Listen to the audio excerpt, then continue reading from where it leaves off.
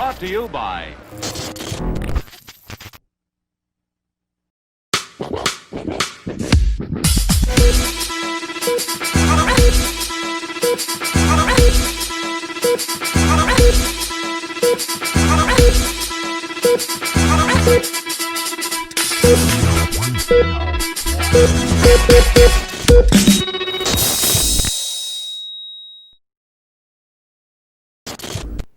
Every year, we as children were prompted to wait for a mysterious man in a red suit to make his way down our chimney in the middle of the night.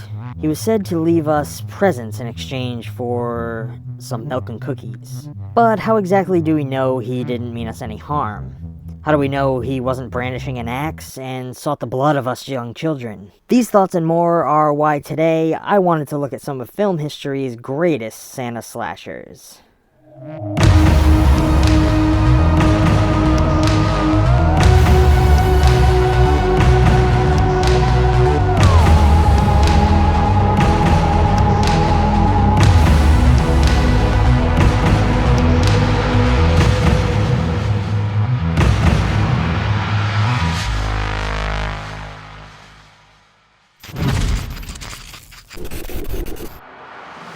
Whoever thought they would see the once prominent WCW superstar Bill Goldberg take on the role of a murderous, demonic Santa Claus, who has had just about enough spreading Yuletide cheer and opts to spread the gift of fear instead? Well, this is exactly what you get from 2016's Santa's Sleigh, a hilariously cheesy holiday romp that it may be hard to take seriously, but offers up a slash-happy good time. In the first ever episode of the infamous anthology series Tales from the Crypt, director Robert Zemeckis brings us the tale of a woman who has just murdered her husband, and whose Christmas Eve is about to get even more complicated when an escaped lunatic dressed as Santa Claus descends upon her isolated home to punish her for her wicked deeds. This has always been one of my absolute favorite episodes from this series, and one I personally try to revisit every year. In 2012's Silent Night, we are given a new twist on your classic Santa slasher, as a small town finds itself at the mercy of a vicious killer dressed as Santa. Hiding in the plain sight of the town's Christmas festivities, this masked madman slashes his way through the snow, brandishing an axe and a fucking flamethrower to spread his Yuletide terror. This might be one of my favorite of low-budget Christmas horror films, bringing some unique touches to an otherwise overdone concept, and is one that I think many others out there will enjoy during the holidays. In Christmas Evil from 1980, we are introduced to a toy maker as he suffers a mental break, dressing up as Santa after his work is criticized. What follows is a comical killing spree like no other that has become a classic in Christmas horror cinema. Picking up from the ending of its infamous predecessor, Silent Night Deadly Night Part 2 follows Billy's younger brother Ricky, now a teenager who picks up in his brother's footsteps to carry out a new rampage. This film has become infamous for so many reasons, first and foremost due to it never letting us forget Garbage Day.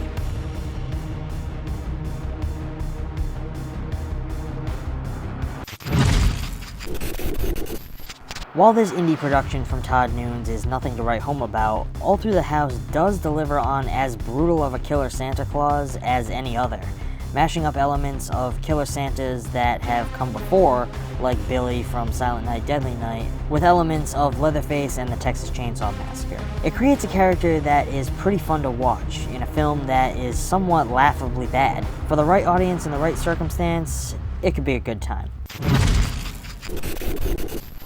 No evil Santa Claus stands out to me as much as the one we are introduced to in Rare Exports. In this strange Finnish holiday horror, a secret northern drilling project uncovers the tomb of the ancient legendary entity, Santa Claus, taking the classic cheery character and twisting him into a feral old monster, responsible for the slaughter of reindeer and the disappearances of countless children.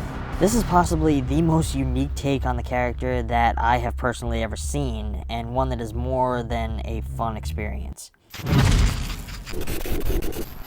Following up his infamous Trick or Treat anthology, Mike Dougherty returned to the genre with Krampus, delivering his take on the infamous anti-Santa legend. In a black comedy nightmare, as a young boy inadvertently wishes the demonic entity upon his overbearing and self-centered family. Though this one technically isn't about Santa per se, it quickly rose to the par of Gremlins for me, delivering a fun and memorable cinematic experience that has more fun with the mashup of the genre and the Christmas season than almost any film that came before it. What do you think you would do in Thomas's shoes when you were left alone with your fragile old granny as a killer dressed as Santa breaks into your home? This is exactly the situation he faces in Deadly Games from 1989. A fun yet somewhat forgettable Santa slasher in most circles. I had gone many years without even hearing about this one, but when I finally saw it, I found it thoroughly enjoyable.